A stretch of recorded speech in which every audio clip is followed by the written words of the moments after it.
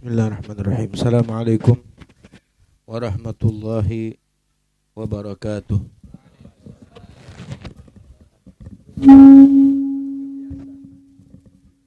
Alhamdulillah. Wassalatu wassalamu ala Rasulillah Sayyidina Muhammad ibn Abdullah wa alihi wa sahbihi wa man wala. La hawla wa la quwwata illa billah, amma ba'd.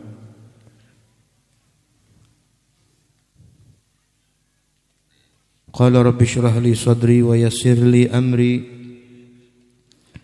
wahlul 'uqdatam min lisani yafqahu qawli. Qalu subhanaka la ilma lana illa ma 'allamtana innaka antal alimul hakim. Al-mukarramun wal muhtaramun, para habaib, para asatidz, para ulama, bil khusus Al-Habib Ibrahim bin Sumaid, Al-Habib Ali, Al-Habib Najib Al-Attas, Al-Habib Hashim Al-Attas, juga para guru Al-Ustaz Abdul Aziz, Al-Ustaz Syamsul, orang tua kita Bapak Haji Gandhi, juga Al-Ustaz Salihin Husain, Bapak Miljuddin, Al-Ustaz Asef, serta para orang tua, para asatidz yang saya tidak sebut satu persatu namun tidak mengurangi rasa hormat dan ta'zim saya,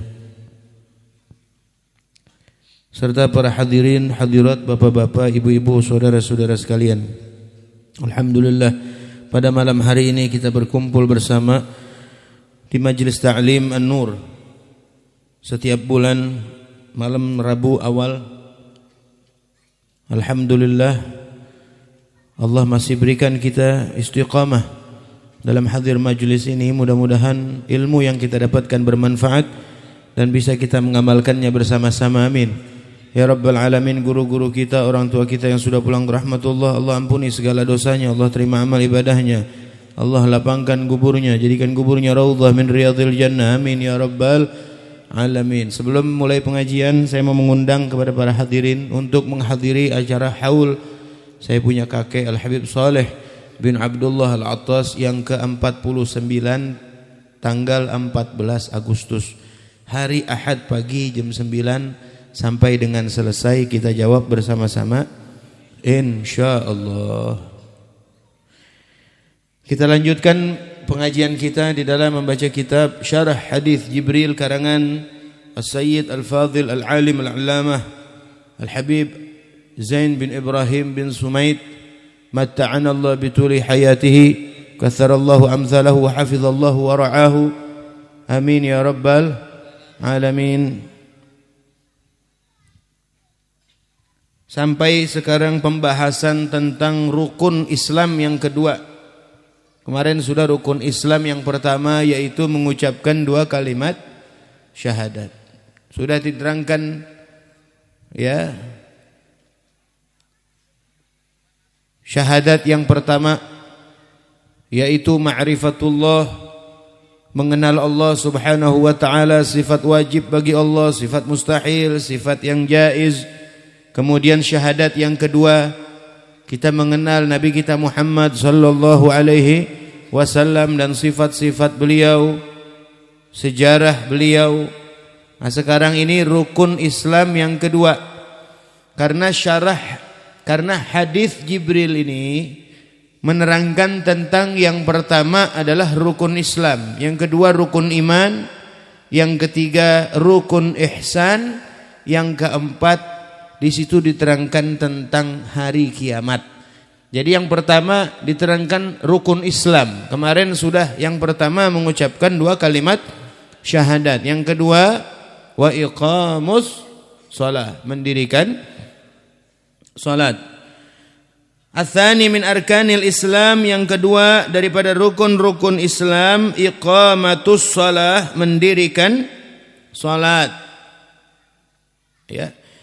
Wa makna iqamatiha, dan arti dari mendirikan salat adalah mulazamatuha, melazimkan salat.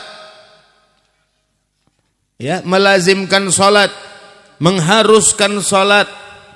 Wal mudawamatu, dan mendawamkan, rutin melaksanakan sholat, jangan bolong, rutin 5 waktu sehari, jangan bolong, setiap hari terus, ya, jangan putus. Itu artinya iqamatus shalah. Berarti kalau ada orang yang sholatnya umpama bolong-bolong, nih hari sholat 5 waktu, besok 4 waktu, ntar lusa 3 waktu, walaupun 3 hari lagi 5 waktu lagi, itu namanya bukan iqamatuha. Berarti dia tidak melengkapi rukun rukun ini tiang. Ini tenda, tiang ada berapa nih? 1, 2, 3, 4, 5, 6, 9 ya. 1, 2, 3, 9 tiang. Ini kalau satu tiangnya nggak ada, kita ngeri gak duduk di bawah? Ngeri gak? Kalau rukun Islam kurang 1, tiangnya Islam kurang 1, berarti ngeri nih. Takutnya ntar Islamnya roboh, Islamnya nanti runtuh. Jadi kalau ada orang yang saya sholat, cuman kadang-kadang bolong-bolong, nggak boleh. Ya, kadang-kadang bolong saya sebulan sekali, kadang-kadang ada 1 sholat yang saya nggak boleh.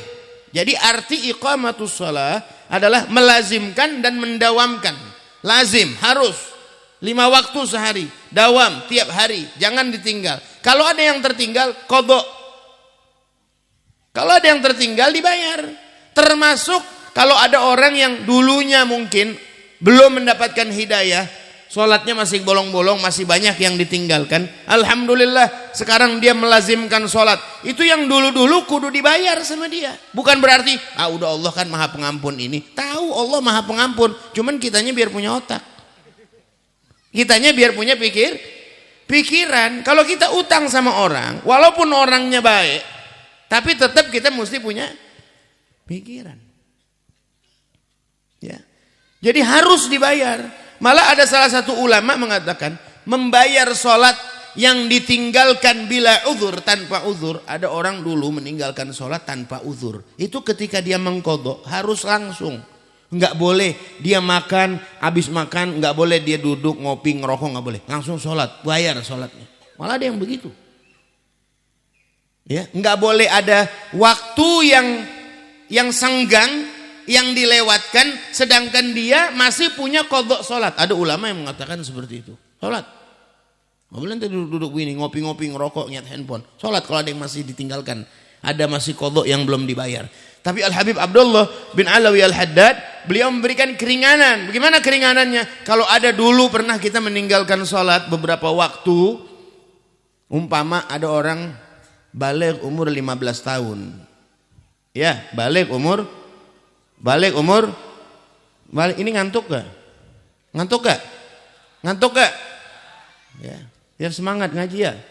Biar semangat gak? Semangat ngaji. Hiris, salah satu sifat orang ngaji kalau mau manfaat, mau masuk ilmu, hiris. Biar semangat, peduli semua.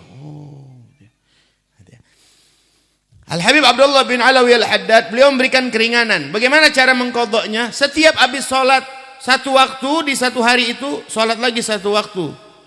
Umpama dia umur 15 tahun baligh, tapi enggak langsung menunaikan kewajiban sholat. Umur 17 tahun baru dia dapat hidayah, baru mau sholat. Berarti kan 2 tahun tuh sholat ditinggalkan sama dia. Wajib bayar gak? Wajib. Bayarnya bagaimana?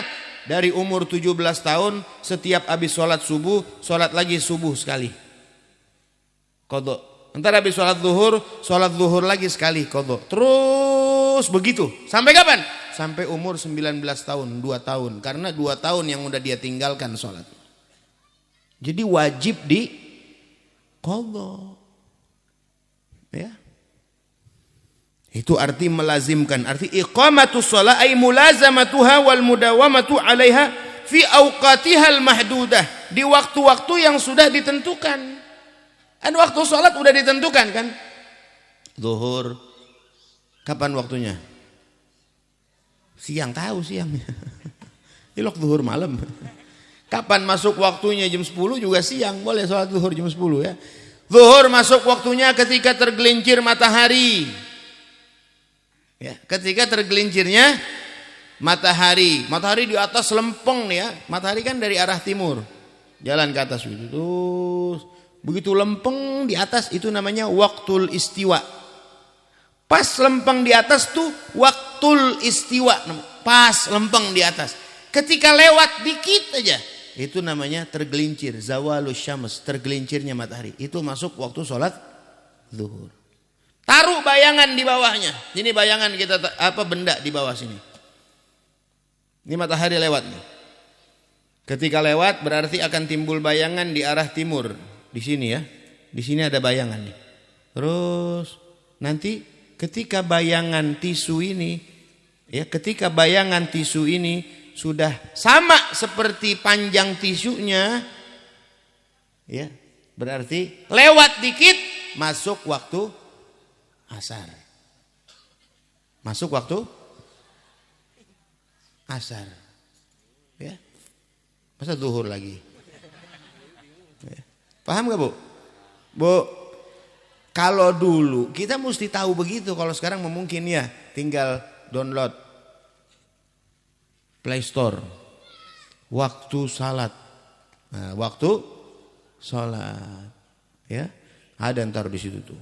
Dari waktu subuh, waktu isyraq, waktu zuhur, waktu asar, waktu maghrib, ada semua ntar tuh. Sampai setahun depan ada udah tuh. Iya, udah ada hisabnya. Cuman kan kita perlu tahu, ini masalah begini ini perlu tahu. Kalau ntar tiba-tiba paketnya habis. Iya kan? Atau tiba-tiba mati lampu, atau tiba-tiba ada aja nanti. Ya. Jadi kita mesti tahu. Ketika bayangan sudah sama dengan bendanya lewat dikit masuk waktu asar. Terus sampai kapan waktu asar itu? Sampai ghurubus syamsi. Ghurubus syamsi, terbenamnya matahari keseluruhan. Semua bulat nih, bulatnya sampai tenggelam semua. Kalau masih ada setengah itu belum masuk waktu maghrib, belum keluar waktu asar. Kalau udah tenggelam semua itu baru masuk waktu maghrib. Itu waktu sholat udah ditentukan. Ya. Perasaan Beb, sholat 5 waktu nggak disebut di Al-Quran. Ada orang yang begitu, nggak ada sholat 5 waktu, sholat cuma 2 waktu, bil ghudwi wal asal, cuma pagi sama sore doang. Pala lo. Di Al-Quran kan ada Beb. Ada lagi yang mengatakan wa aqimis sholata li dzikri. Sholat itu cuma zikir doang sama Allah. Itu buktinya ada di dalam Al-Quran. Wa aqimis sholata li dzikri. Sholat, dirikan sholat untuk mengingatku. Ingat aja sama Allah, cukup, nggak perlu kita apa? Sholat. Jadi udah ingat aja sama Allah ketika masuk. Allahu Akbar, Allahu Akbar, subuh. Ingat aja sama Allah, cukup. Besok-besok amin yang begitu ngomong begini, ente kalau lagi lapar ingat aja sahur pucung. Kenyang gak kira-kira? Kenyang gak? Ingetin nasi uduk, bala-bala, semur jengkol. Pagi-pagi nyarap ya. Bayangin aja begitu. Kenyang gak? Kagak kenyang ya. Aduh, ini orang otaknya perlu di ronsen ya. Perlu di ronsen ya orang. Enggak ada Bib, zuhur, asar, maghrib, isya, subuh tuh enggak ada disebut di Al-Qur'an. Tapi Nabi katakan dalam hadis, "Shallu kama ra'aitumuni usolli." Kalian lihatlah, kalian sholatlah sebagaimana kalian lihat aku sholat. Sahabat yang lihat, sahabat ntar diturun sama tabi'in terus sampai kita. Yang Nabi sholat ya seperti itu. Yang sekarang kita kerjakan.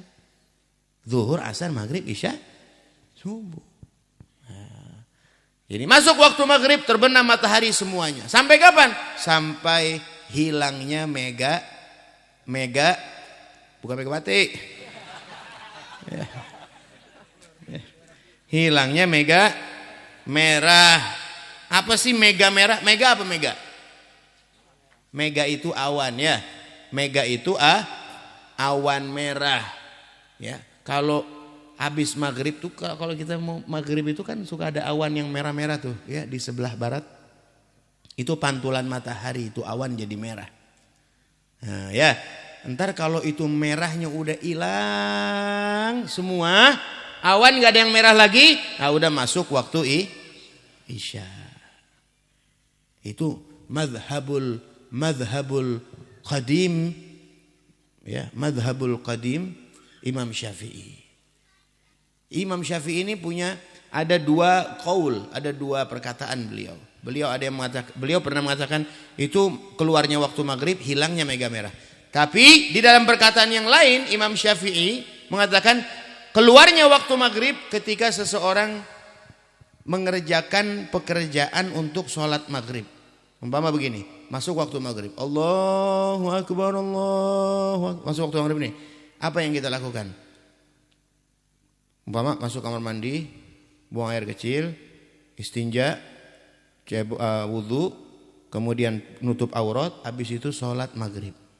Habis sholat maghrib 3 rakaat, sholat ba'diyah 2 rakaat. Kira-kira dari mulai tadi tuh sampai kelar ba'diyah berapa menit? 15 menit lah taruh ya. 15 sampai 20 menit. Jadi waktu maghrib setelah mengerjakan pekerjaan sholat maghrib dan ba'diyah itu keluar waktu maghrib. Itu mazhab Imam Syafi'i, ada perkataan Imam Syafi'i yang seperti itu. Cuman yang dipakai al-mu'tamad, ya, al-mu'tamad hilangnya mega merah. Ya, hilangnya mega merah. Ketika hilangnya mega merah masuk waktu isya. Sampai kapan? Sampai tulu'ul fajri shadiq, sampai terbitnya fajar shadiq. Apa fajar artinya? Apa fajar? Tahu gak? Fajar. Ada gak fajar di sini? Ada yang namanya fajar? Ada. Fajar itu artinya sinar. Artinya sinar, cahaya, fajar. Shadiq artinya apa? Jujur, benar, nyata. Sinar yang benar, sinar yang nyata, sinar yang ada gitu, benar, jujur. Kenapa dikatakan kok fajar shadiq? Karena ada fajar kadzib. Ada fajar kadzib. Nah, fajar bohongan, sinar yang bohongan. Itu adanya sebelum waktu subuh kurang lebih 1/4 sampai 20 menit. Itu ada fajar kadzib namanya. Apa arti fajar kadzib? Fajar yang membentang ke atas tapi bentaran hilang. Ya, bentaran hilang. Arti sinarnya sinar bohong ini. Karena apa? Karena terangnya tidak terus menerus. Cuman sebentaran nongol habis itu hilang.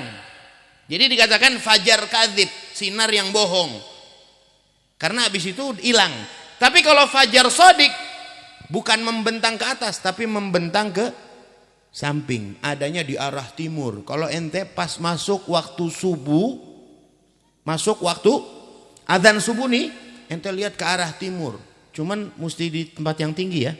Kalau dulu kan ada menara masjid tuh, naik ke atas menara. Kalau sekarang menara udah jarang. Naik pohon kelapa umpama. Atau naik gedung tinggi tingkat, ente naik ke atas. Itu ketika adzan subuh ada sinar yang membentang di arah timur. Itu namanya fajar shadiq. Segaris sinar. Nah, sinar itu semakin lama semakin naik. Naik terus sinar terus sampai latar terang. Nah, itu namanya fajar shadiq. Sinar yang nyata, yang sungguh, yang jujur karena sinarnya terus menerus.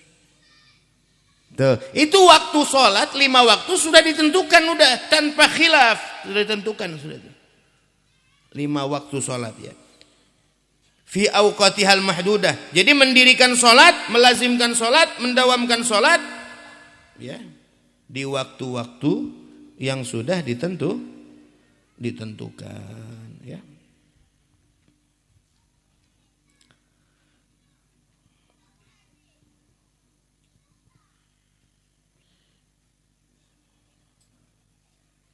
Jangan sebelumnya ya, umpama zuhur jam 12, dia setengah 12 sudah sholat.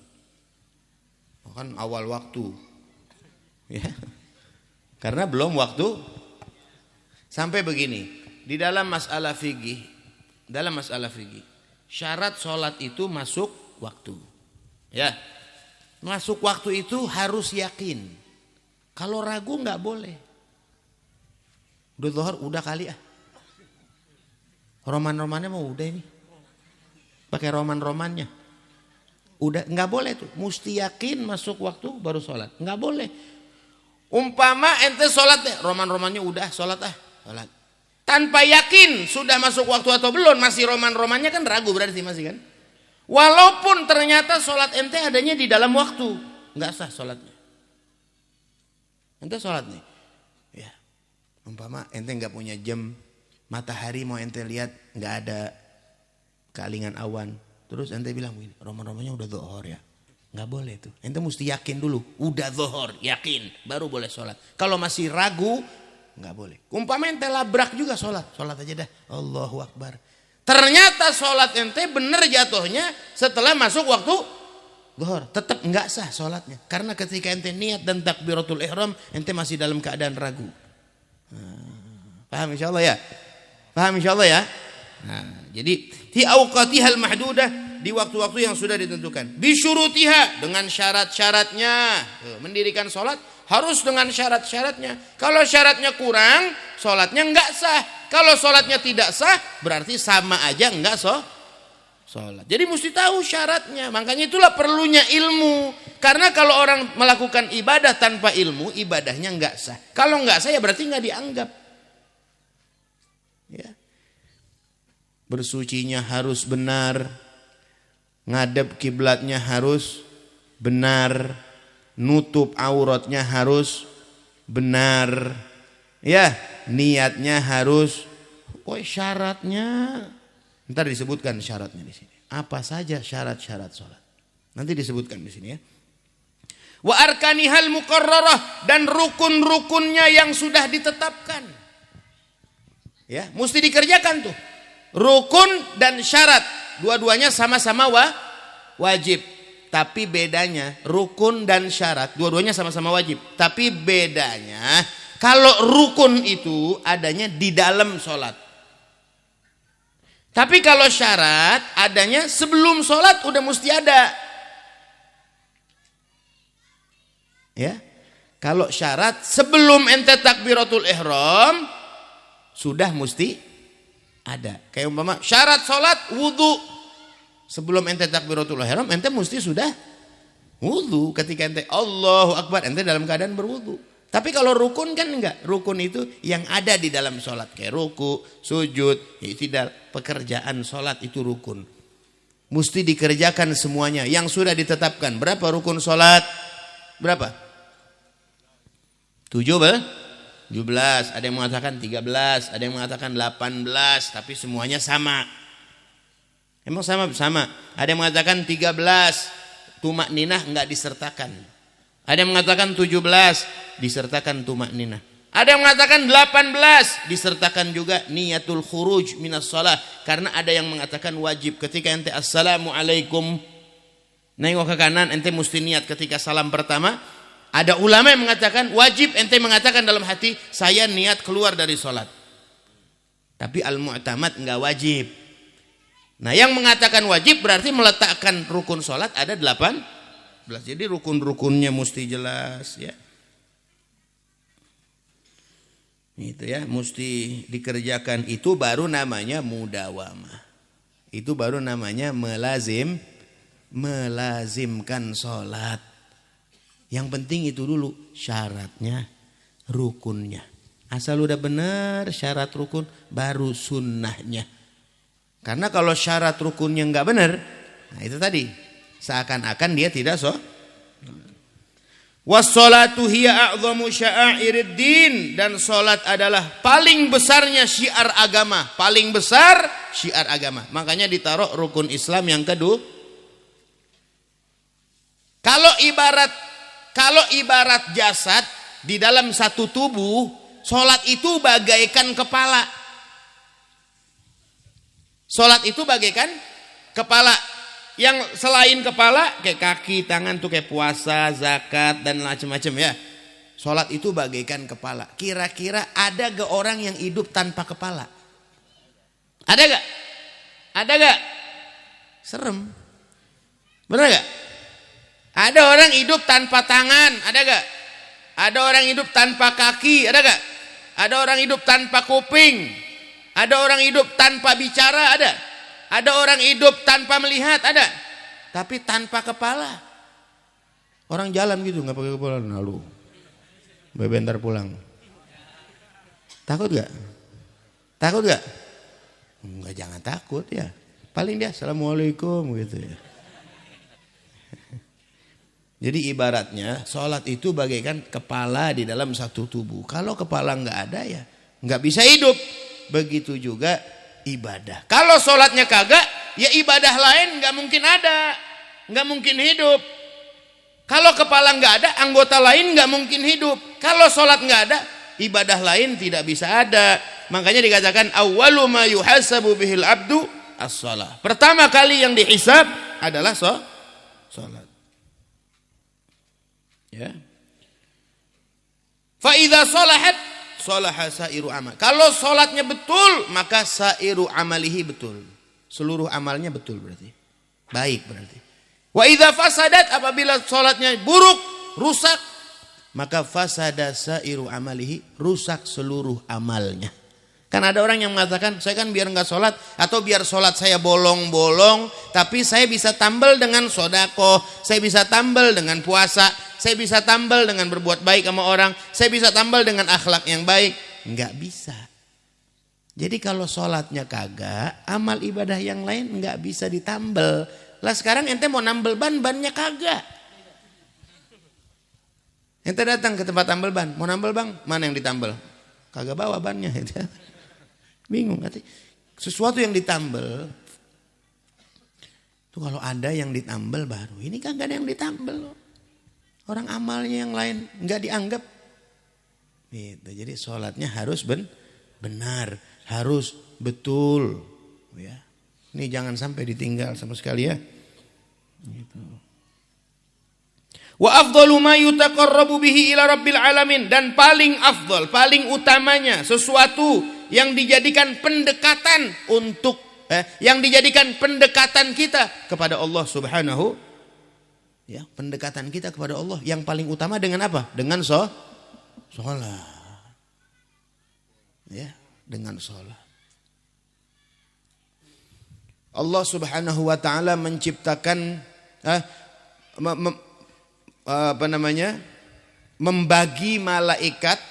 membagi malaikat menjadi 4 shaf. Allah menciptakan, menjadikan shaf malaikat itu menjadi 4. Ya. Menjadikan shaf malaikat itu menjadi 4. Setiap shaf, shaf para malaikat yang melaksanakan amal sholat itu ada 40.000 shaf. 40.000 shaf sholat. Shaf sholat itu Allah bariskan malaikat 40.000 shaf. Kalau kita di masjid berapa shaf? Masjid kita paling cuman penuh masjid penuh berapa shaf? Paling 10, 20 ya.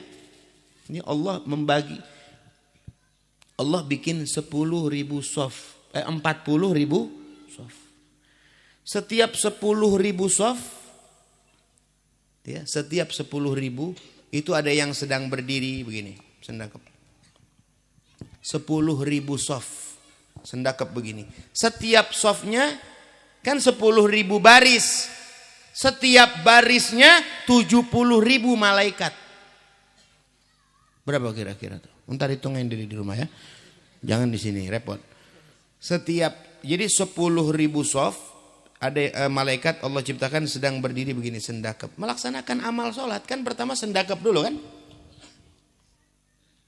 Yang sendakep dari semprakan diciptakan sampai kiamat udah begitu terus. Enggak ada yang bergerak, enggak ada. Kalau kita kan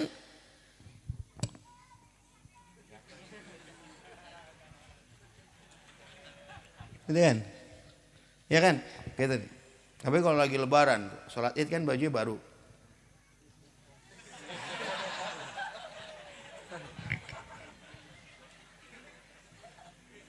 Ada lagi yang kunut ini. Ngantuk kalau sholat subuh ya.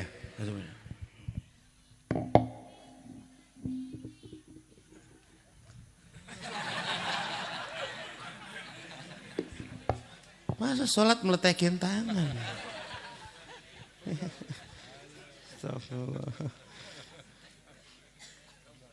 Alamatnya khusyuknya anggota badan. Kalau ngeliat orang khusyuk gak anggota badannya? Nabi pernah lewat, Ada orang sholat, Rasulullah pernah lewat, ngelihat ada orang sholat mainin jenggot, jadi begini.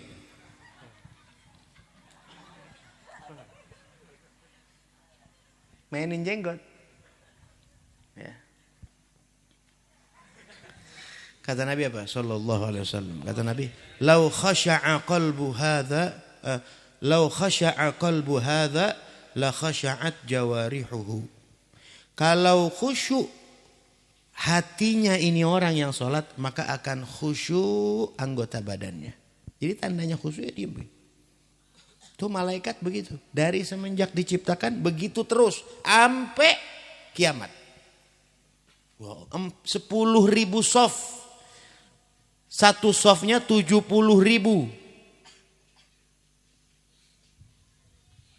Saya sambil ngitung di otak nggak kena juga ya. Ntar aja di rumah dah ya. Jadi apa dihitung? Tinggal berapa ribu? Tinggal 30.000. Yang 10.000 lagi ruku. Yang 10.000 lagi ruku. Ruku terus. Dari diciptakan sampai kiamat. Ruku. Nah, malaikat enggak ada yang ngebangkang. Malaikat enggak ada yang melanggar perintah Allah, enggak ada, sedikit pun enggak ada. La ya'sunallah, tidak pernah maksiat kepada Allah. Ruku ya ruku dah. Rukunya betul gitu.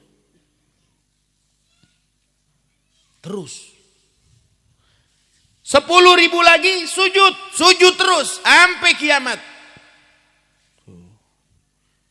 Terakhir 10.000 lagi apa? Duduk iftirash begitu. Kayak kita duduk sholat bagaimana?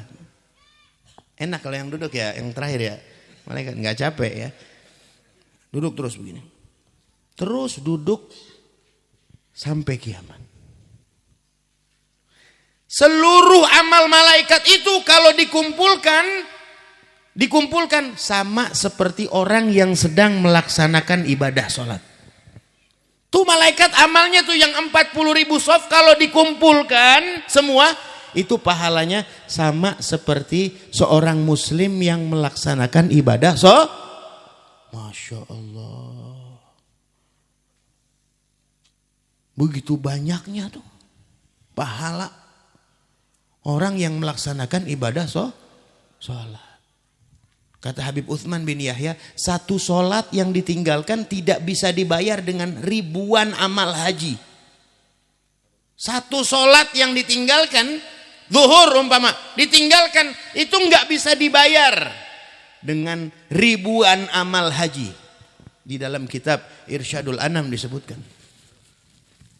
Bayangin coba. Pantas kalau sholat ini afdolul ibadah al-badaniyah. Seafdol-afdolnya ibadah badan itu adalah sholat.